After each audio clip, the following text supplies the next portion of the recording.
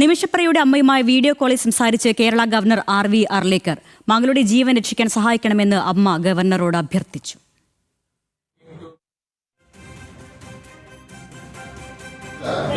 Don't cry. We all are trying. We all are speaking to royal family there. We have done and everything. 2, 3, 4 people I have spoken.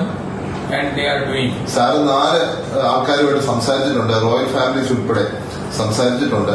അപ്പോൾ ഒരു കാരണവശാലും നമ്മൾ വിഷമിക്കണ്ട, നമ്മളെ കൊണ്ട് ചെയ്യാവുന്നതിന്റെ പരമാവധി ചെയ്യുന്നത് പറയുന്നത്. കരയണ്ട. We all are trying. We all are speaking to royal family there. We have done and everything. 2, 3, 4 people I have spoken. And they are doing. Sir 4 ആൾക്കാരുമായിട്ട് സംസാരിച്ചിട്ടുണ്ട്, റോയൽ ഫാമിലീസ് ഉൾപ്പെടെ സംസാരിച്ചിട്ടുണ്ട്. അപ്പോൾ ഒരു കാരണവശാലും നമ്മൾ വിഷമിക്കണ്ട, നമ്മളെ കൊണ്ട് ചെയ്യാവുന്നതിന്റെ പരമാവധി ചെയ്യുന്നത് പറയുന്നത്. PR പ്രവീണയുടെ വിവരങ്ങളുമായി. പ്രവീണ, നിമിഷപ്രിയയ്ക്ക് വേണ്ടി സാധ്യമായ വഴികളിലൂടെയെല്ലാം ശ്രമങ്ങൾ നടന്നുകൊണ്ടിരിക്കുകയാണല്ലേ?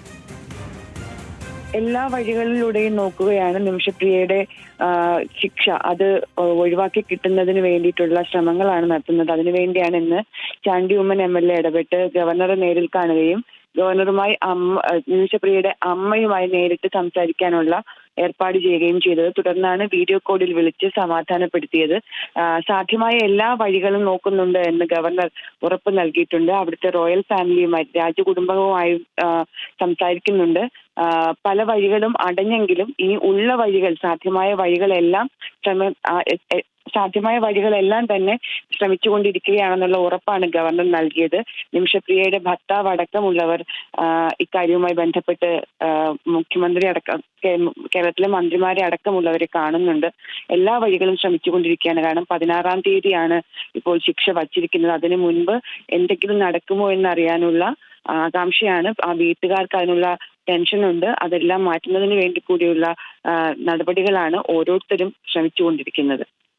ശരി, PR പ്രവീണയാണ് വിവരങ്ങൾ നൽകിയത്.